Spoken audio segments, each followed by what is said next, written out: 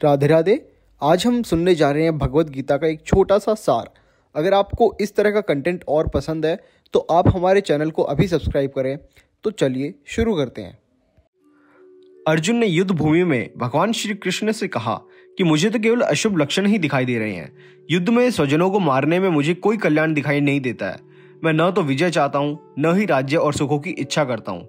हमें ऐसे राज्य, सुख अथवा इस जीवन से भी क्या लाभ है जिनके साथ हमें राज्य आदि सुखों को भोगने की इच्छा है, जब वह ही अपने जीवन के सभी सुखों को त्याग करके इस युद्ध भूमि में खड़े हैं। मैं इन सभी को नहीं मारना चाहता हूँ, भले ही ये सभी मुझे ही मार डाले, लेकिन अपने ही कुटुंबियों को मारकर हम कैसे सुखी हो सकते हैं। हम लोग बुद्धिमान होकर भी महान पाप करने को तैयार हो गए हैं, जो राज्य और सुख के लोभ से अपने प्रियजनों को मारने के लिए आतुर हो उठे हैं। इस प्रकार शोक से संतप्त होकर अर्जुन युद्ध भूमि में धनुष को त्याग कर रथ पर बैठ गए। तब भगवान श्री कृष्ण ने अपने कर्तव्य को भूल बैठे अर्जुन को उनके कर्तव्य और कर्म के बारे में बताया। भगवान श्री कृष्ण ने अर्जुन को जीवन के सत्य से परिचित कराया। कृष्ण ने अर्जुन की स्थिति को भांप लिया। भगवान कृष्ण समझ गए कि अर्जुन का शरीर ठीक है, लेकिन युद्ध आरंभ होने से पहले ही उसका मनोबल टूट चुका है। बिना मन के यह शरीर खड़ा नहीं रह सकता। अतः भगवान कृष्ण ने गुरु का कर्तव्य निभाते हुए तर्क, बुद्धि, ज्ञान, कर्म की चर्चा, विश्व के स्वभाव, उसमें जीवन की स्थिति और उस सर्वोपरि परम सत्तावान ब्रह्मा के साक्षात दर्शन से अर्जुन के मन का उद्धार किया। दूसरे अध्याय में भगवान श्री कृष्ण ने बताया कि जीना और मरना, जन्म लेना और बढ़ना, विषयों का आना और जाना, सुख और दुख का अनुभव, ये तो संसार में होते ही हैं। काल की चक्र गति इन सब स्थितियों को लाती है और ले जाती है। जीवन के इस स्वभाव को जान लेने पर फिर शोक नहीं होता है। काम, क्रोध, भय, रोग, द्वेष, इनसे मन का सौम्य भाव बिगड़ जाता है और इंद्रियां वश में नहीं रहती है। इंद्रियों की विजय ही सबसे बड़ी आत्मजय है। बाहर से कोई विषयों को छोड़ भी दे तो भीतर का मन नहीं मानता। विषयों का स्वाद जब मन से जाता है तभी मन प्रफुल्लित, शांत और सुखी होता है। समुद्र में नदियां आकर मिलती है, पर वह अपनी मर्यादा नहीं छोड़ता।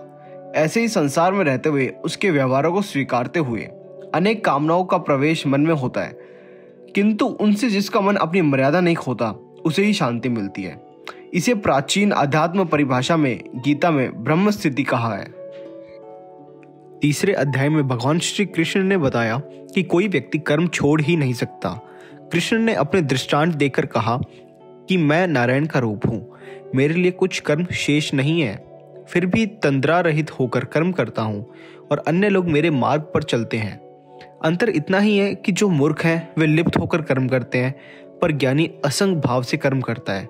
गीता में यही एक सभी प्राय शब्द बुद्धि भेद है, अर्थात जो साधारण समझ के लोग कर्म में लगे हैं उन्हें उस मार्ग से उखाड़ना उचित नहीं, क्योंकि वे ज्ञानवादी बन नहीं सकते और यदि उनका कर्म भी छूट गया तो वे दोनों ओर से भटक जाएंगे। प्रकृति व्यक्ति को कर्म करने के लिए बाध्य करती है। जो व्यक्ति कर्म से बचना चाहता है वह ऊपर से तो कर्म छोड़ देता है, पर मन ही मन उसमें डूबा रहता है। चौथे अध्याय में बताया गया है कि ज्ञान प्राप्त करके कर्म करते हुए भी कर्म संन्यास का फल किस उपाय से प्राप्त किया जा सकता है। यह गीता का वह प्रसिद्ध आश्वासन है कि जब जब धर्म की ग्लानि होती है तब तब मनुष्य के बीच भगवान का अवतार होता है, अर्थात भगवान की शक्ति विशेष रूप से मूर्त होती है। यहीं पर एक वाक्य विशेष ध्यान देने योग्य है। क्षिप्रम ही मानुष्य लोके सिद्धिर्भवति कर्मजा। कर्म से सिद्धि, इससे बड़ा प्रभावशाली सूत्र गीता दर्शन में नहीं है, किंतु गीता तत्व इस सूत्र में इतना सुधार और करता है कि वह कर्म असंग भाव से अर्थात फलाशक्ति से बचकर करना चाहिए। पांचवें अध्याय में भगवान श्री कृष्ण ने कहा कि कर्म के साथ जो मन का संबंध है उसके संस्कार पर या उसे विशुद्ध करने पर विशेष ध्यान दिलाया गया है। किसी एक मार्ग पर ठीक प्रकार से चले तो समान फल प्राप्त होता है। जीवन के जितने कर्म हैं सबको समर्पण कर देने से व्यक्ति एकदम शांति के ध्रुव बिंदु पर पहुंच जाता है और जल में खिले कमल के समान कर्म रूपी जल से लिप्त नहीं होता।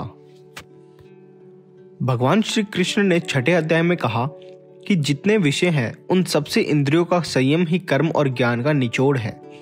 सुख में और दुख में मन की समान स्थिति, इसे ही योग कहा जाता है।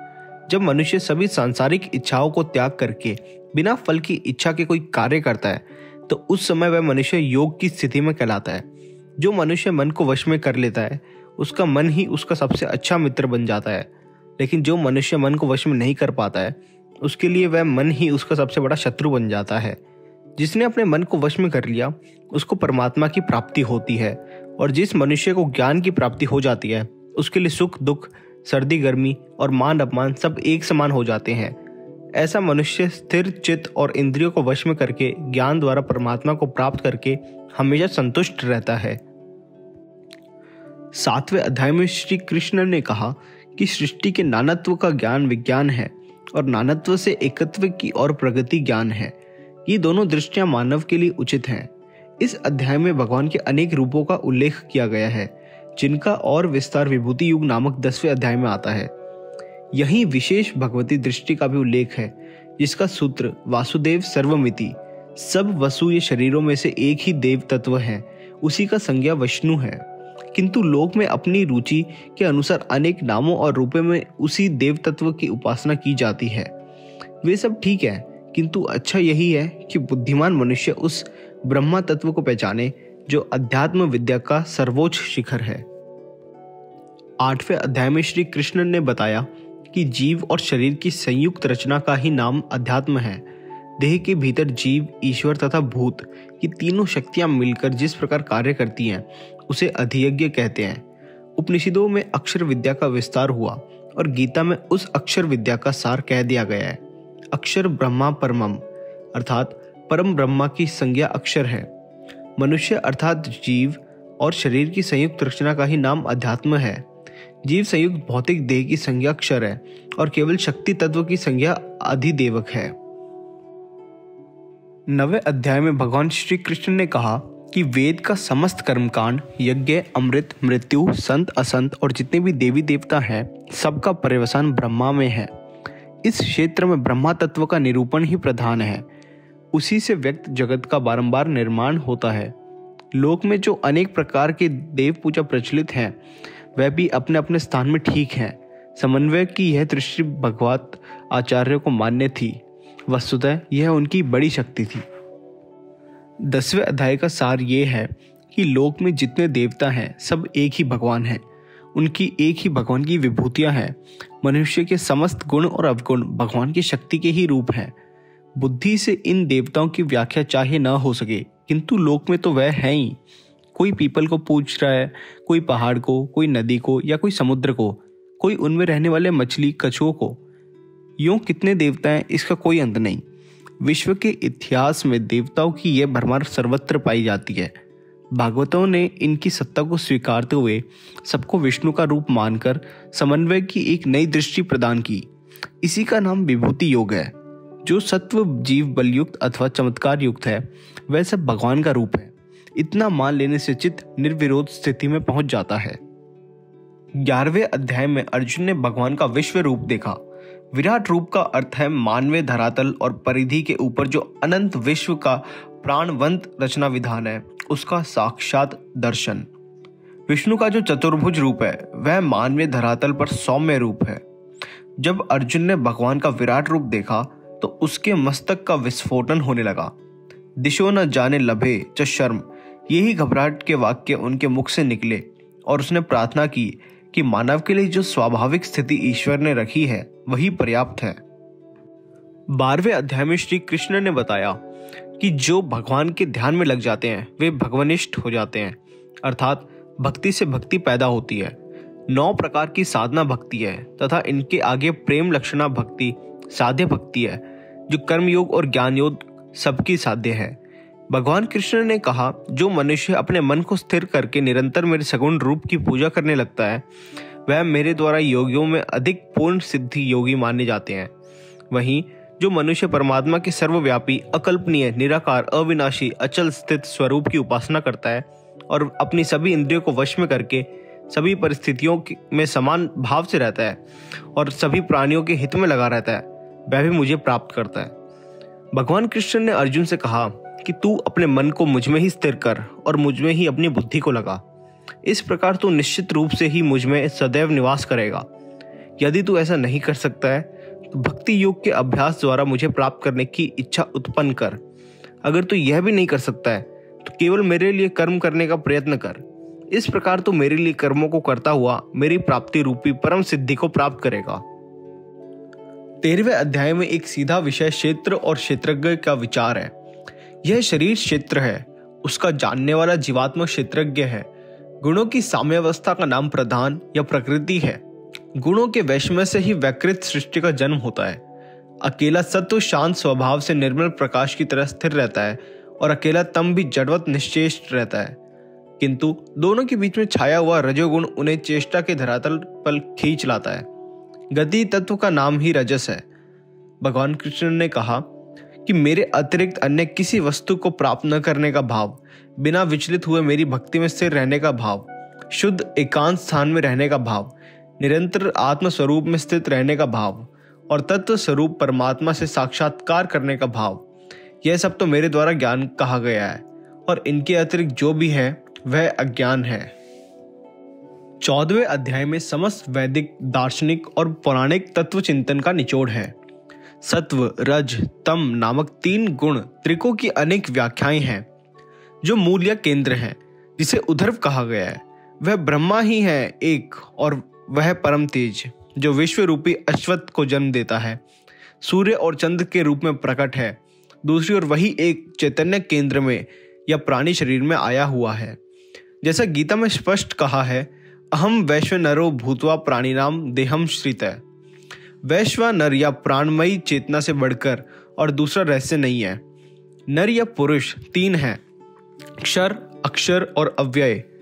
पंचभूतों का नाम क्षर है, प्राण का नाम अक्षर है और मनस्तत्व या चेतना की संज्ञा अव्यय है। इन्हीं तीनों नरों को एकत्र स्थिति से मानवीय चेतना का जन्म होता है। उसे ही ऋषियों ने वैश्वानर अग्नि कहा है।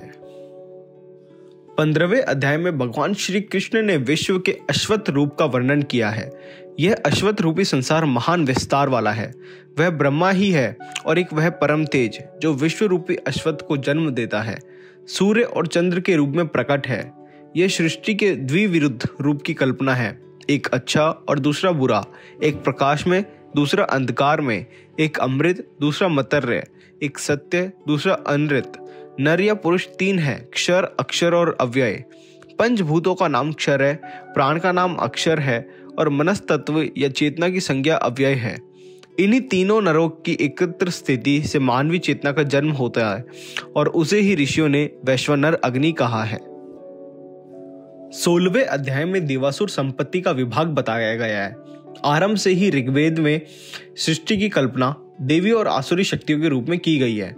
यह सृष्टि के द्विविरुद्ध रूप की कल्पना है, एक अच्छा और दूसरा बुरा, एक प्रकाश में दूसरा अंधकार में, एक अमृत दूसरा मतर्य, एक सत्य दूसरा अनृत।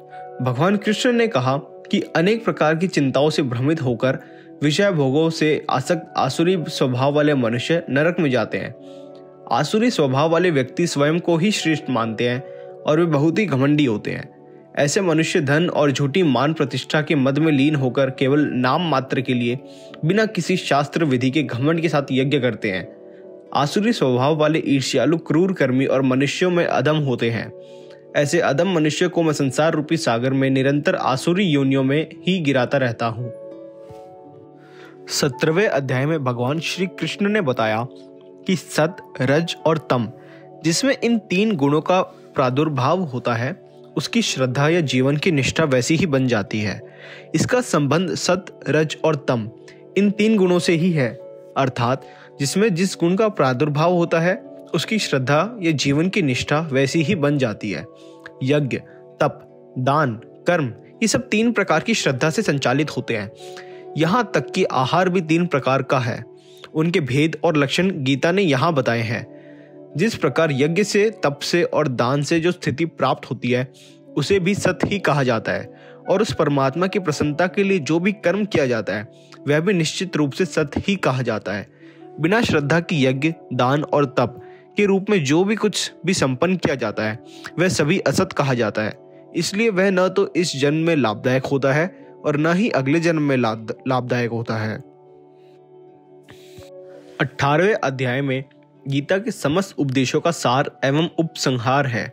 जो बुद्धि धर्म, अधर्म, बंधन, मोक्ष, वृत्ति, निवृत्ति को ठीक से पहचानती है वह सात्विकी बुद्धि है और वही मानव की सच्ची उपलब्धि है। पृथ्वी के मानवों में और स्वर्ग के देवताओं में कोई भी ऐसा नहीं है जो प्रकृति के चलाए हुए इन 3 गुणों से बचा हो।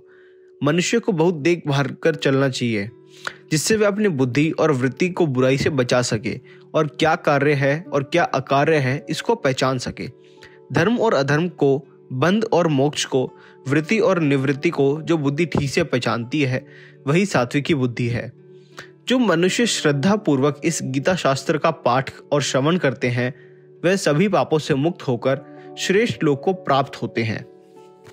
अगर आपको हमारी ये कथा पसंद आई है और आप अगर और भी कथा सुनने चाहते हैं तो कृपया करके आप हमारे कमेंट सेक्शन में हमें कमेंट करके बताइए कि आपको और दूसरी कौन सी कहानी या कथा सुननी है, एवं हमारे चैनल को सब्सक्राइब करें। धन्यवाद। राधे राधे।